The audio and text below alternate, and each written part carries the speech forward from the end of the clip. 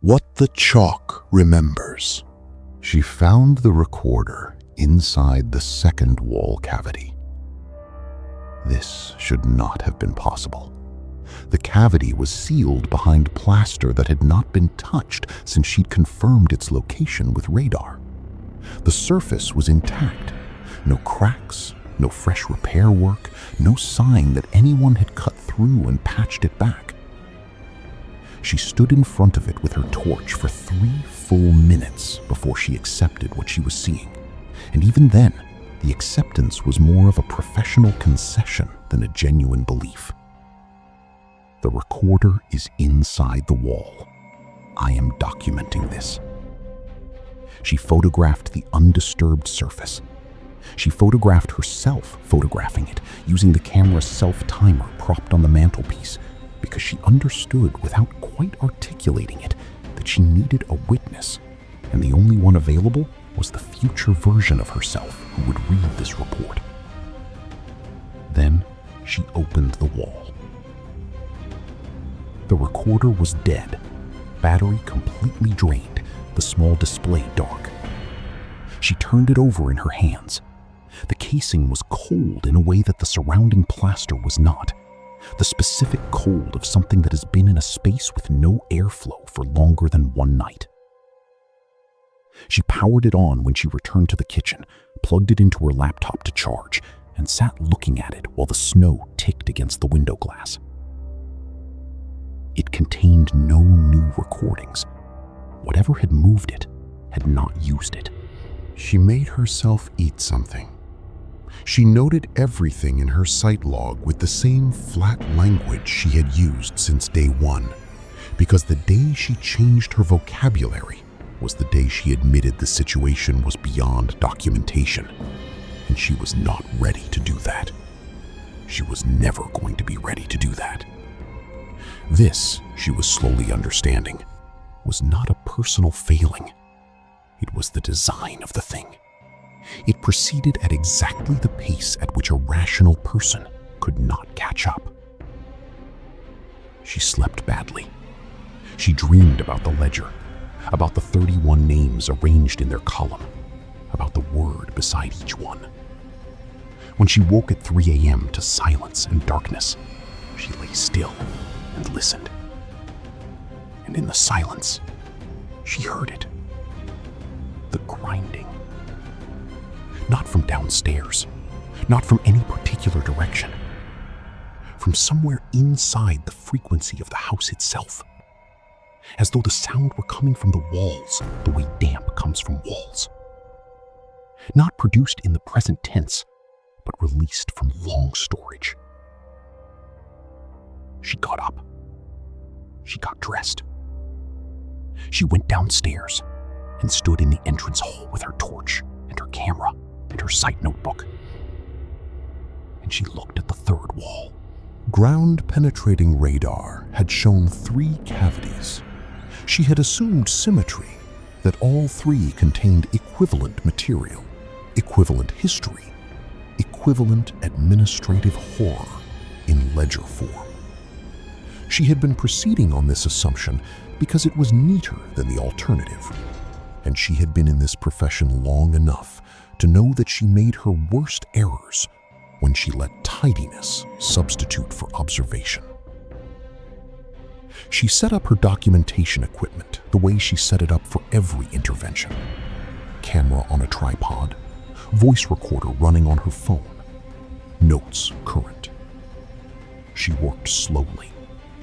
Heritage-grade tools, measured cuts, photography at every stage. The third cavity was in the entrance hall, in the section of wall that radar had identified as a later addition. Built over something older, the postgraduate student Tariq had noted, though he hadn't speculated about what. She had thought about hiring a second surveyor to witness this. She had drafted the email 3 times. Each time, she deleted it. And she understood why only now. Cutting carefully into the plaster At 3:30 in the morning, some part of her had known that this needed to be her alone. This was not rational. She documented it anyway. Investigator note: I am aware that proceeding without a second witness represents a deviation from standard practice. I am proceeding regardless. I don't know why. I am documenting that I don't know why. She cut through the final layer of plaster and shone the torch inside. The basin was chalk carved, roughly circular, approximately 50 centimeters in diameter, set into the floor of the cavity on a plinth of dressed flint that had clearly predated the house by centuries. The radar had been right. This was older than the Georgian structure built around it. Older, potentially, than anything else in Dunmore Reach. Older than the church that had been built and burned and built again on the same Saxon foundation. It was not ceremonial in any dramatic sense. It was functional. It was a working implement. Like a millstone or a wellhead, something made to be used regularly with the smooth, worn surface of regular use. Above it, pressed into the plaster with fingers rather than a writing instrument, were names. She counted them twice to be certain. 31 names, arranged in a single column, written small and vertically, some of them faded almost to illegibility. 30 of them had a line drawn through them. Not aggressive, not slashed, but a single calm horizontal stroke, the mark of completion. The kind of line you draw when an item on a list has been resolved. The 31st had no line. She photographed it. She had to lean partly into the cavity to get the angle right, her torch in one hand, camera in the other, and she was backing out when the torch beam caught the basin, and she stopped. The basin contained residue, chalk compound, the same material she'd found packed around the cloth figures in the first cavity. She had expected it to be decades dry, desiccated, historical, something she could sample and send for dating analysis. She had expected the past tense. The residue was wet. Not damp, not residually moist from decades of trapped air. Wet. Actively, presently wet. The way something is wet when it has recently been used. She crouched and looked more closely, and the torch illuminated the surface clearly, and in the center of the wet chalk compound, taking up perhaps a quarter of the basin's interior, was a handprint. Small. The palm and 4 fingers of a hand, approximately the size of a 7-year-old child's. She was a professional. She had a torch and a camera and 20 years of training in controlled observation. She photographed the handprint at 4 different angles, noting in her voice recorder the dimensions, the depth of the impression, the consistency of the surrounding compound. She noted that the print was fresh. She noted that the cavity had been sealed. She was backing out of the opening when she became aware, not heard, not saw, but became aware in the way that the body sometimes knows things faster than the mind, that the room behind her had changed. She turned around slowly. She had decided, in the 3 seconds it took to complete the turn, that she was going to look. That whatever she saw, she was going to stay and look at it. Because looking and documenting was all she knew how to do. And if she stopped doing it now, she would have nothing left. She turned around slowly, and she looked. The child was standing in the doorway. It was pale, in the way that chalk downs are pale. Not white, not dramatic, but the particular gray cream of bleached ground, as though it had taken its color from the landscape beneath the house. It was low, exactly as Callum's wife had said. Not the height of a standing child, but something lower, as if it were standing in a slight declivity, or as if the floor it stood on was not quite the same floor Mara stood on. It was wearing clothes she couldn't date precisely. It was looking at her with an expression she had never seen on a human face, and recognized anyway. The expression of someone who has been waiting in a queue for a very long time, who understands the process must be completed, and who is prepared to wait however much longer is required. It was not threatening. This was somehow the worst thing about it. It held out one hand, palm up. In its palm was a small, folded piece of paper. She crossed the room. She was aware of the cold, of the grinding sound fully present now and coming from everywhere, of the particular weight of the house pressing down through its chalk foundations into the chalk beneath. She crossed the room and she took the paper from the hand. And the hand was there. It was material. She felt the paper's edge against her fingertips. And she opened it. Blank. White. The ordinary paper of a notebook. She watched her own name appear on it. Not written, not manifested with any drama, simply becoming visible. The way writing becomes visible when you hold paper at an angle to the light and see what's been pressed into it from previous pages. Her name, in the same careful administrative hand as the ledger, has all the letters, has the column of names above the basin. Mara Ashfield, and beneath it, one word, the word she already knew: returned. When she looked up, the doorway was empty. She filed her heritage report on the 14th of March.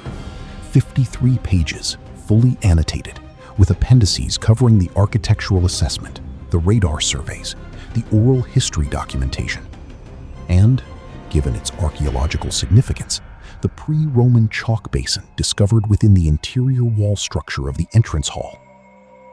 She was precise and thorough. She had always been precise and thorough. The basin alone was significant enough to trigger a full heritage stay on any development. A chalk-carved ritual vessel predating the Norman conquest, in exceptional condition, in situ within its original architectural context. English Heritage read the report in 9 days, which was fast for them, and listed Calrow House at grade 2 star within the month. The developer withdrew. Aldous Price, reached by phone, said only "thank you" and nothing else, in the tone of a man settling an account that had been open for a very long time. Mara's professional reputation, which had contracted quietly after the granary incident, expanded again, also quietly, in the way these things move through institutional networks, as a correction rather than a celebration. Colleagues forwarded her the English Heritage citation. Her department head at the university where she held an associate position emailed to say the report was exceptional. She replied to all of it, promptly and professionally. She did not speak about Dunmore Reach. She did not listen to the overnight recording again. She deleted it from her laptop, wiped it from the device's internal storage, and kept the recorder itself only because throwing it away felt like a decision she was making before she understood all the implications. And she had learned to sit with things she didn't understand yet. She slept. She ate properly. She worked on 3 new commissions: a Victorian mill complex in Sheffield, a disputed boundary wall in Shropshire, a Georgian terrace in Bath with planning complications. She was good at this work. She had always been good at it. She moved through her London flat with the usual rhythms, made coffee in the mornings, called her sister on Sundays. Anyone observing her from the outside would have seen a woman who had returned from a demanding job and resumed her life without drama. She never talked about the paper. She still had it. It was in her coat pocket, the inside pocket, folded the way she'd folded it when she'd gone back to herself in the entrance hall of Calrow House and put it there without deciding to. She didn't unfold it. She wasn't ready to look at whether the writing was still there. She thought about it sometimes, the word, the handwriting, and then she thought about something else. And this became a system, and the system more or less worked. The call came on a Tuesday in June. An archivist at the East Sussex Records Office, apologetic and friendly, with the specific enthusiasm of someone who has found something good in the back of a filing cabinet. A batch of uncatalogued parish records had turned up during a building renovation, misfiled in 1963 apparently, during a county-wide records consolidation effort. Dunmore Reach, St. Michael's Church, the missing 12 years, 1923 to 1935. All there, he said, in excellent condition. He was digitizing them and would send copies to all relevant parties. Thought you'd want to know, he said, given your report referenced the gap. She thanked him and sat for a while after the call ended. The files arrived 4 days later, a compressed folder of high-resolution scans, clear enough to read without enhancement. She opened them the way she opened every document, professionally, with a clean desk and good light and her notebook beside her. The records were complete. Births, baptisms, deaths, marriages, the full sacramental record of a village across 12 years. The administrative language was exactly what she expected. The handwriting changed twice across the period, suggesting 2 different figures. Everything was normal. Everything was what it should have been. She found the 31 names. She ran her finger down the column. She was reading a scan, touching a screen, but the gesture was the same, and there they all were. Born, baptized, registered with the full authority of the Church of England and the county record system. The dates matched the ledger she had photographed inside the wall cavity. Every name in the same order. Against each one, a date of death.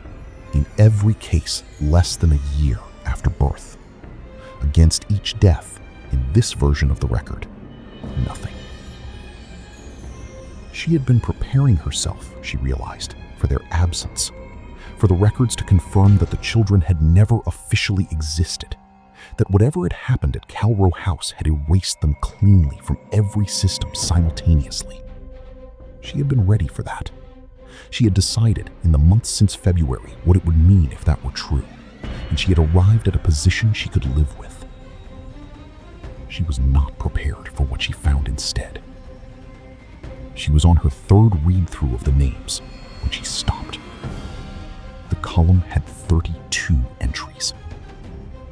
She counted again. 32. She went back to the beginning of the scanned document, checked the metadata on the file, confirmed the archivist had sent a single continuous document with no insertions. She cross-referenced with the photographs she had taken of the wall ledger in February. The wall ledger had 31 names. The parish record had 32. The 32nd entry was positioned at the bottom of the column, below all the others, in a handwriting she had seen before. Not the vicar's, not the administrative script of the records office, but the particular careful hand of the letters in the cellar. The same hand as the ledger, the same hand as the paper still folded in her coat pocket. The name was hers. Mara Ashfield. Her date of birth, correct to the day, correct to the year. The Ashfield she had been born into, not the professional surname she used, a detail that nobody from Dunmore Reach could have known, that wasn't on her commission documents or her heritage report or any public record she could identify. Against the date of birth, nothing. No date of death. The column for date of death was blank. Against it, in the same hand, in the same ink as all the others, the one word she had been carrying in her coat pocket since February. Returned. She sat with this for a long time. She sat with it the way she sat with things she didn't understand yet, the system that more or less worked. Outside the window, London was doing what London did. Buses and sirens and the particular gray of a June sky that couldn't decide whether to rain. Normal. Ordinary. The realest thing she had ever seen. She thought about the child in the doorway, the administrative patience of its expression, the paper, and how the writing had appeared not like something being written, but like something being revealed, already there, waiting for the right angle of light. She thought about the word returned. She had been using it since February in the sense of completion, something brought back to its original place, a circle closed. She had not, until this moment, considered the other meaning, the grammatical other side of the word. Not the transitive past, it was returned, but the present continuous. She returns. She closed the files. She put them in her desk drawer, the paper documents on top of the scans, and she closed the drawer. She got up, went to the kitchen, and filled the kettle. While the kettle boiled, she stood at the window and looked out at the street. And she thought, I have been here before.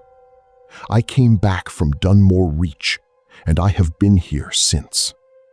I work and sleep and call my sister on Sundays.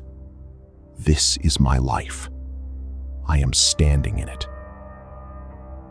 The kettle clicked. She made tea. Builder's strength, no sugar, the way she had always taken it. She carried it to the table and sat down. She did not open the drawer. She did not take the paper from her coat pocket. She did not look at her own hands to check whether the skin had the gray-cream color of chalk downland, of something that has taken its hue from the landscape beneath a house, from a basin that had been used for longer than anyone alive had been alive. She drank her tea.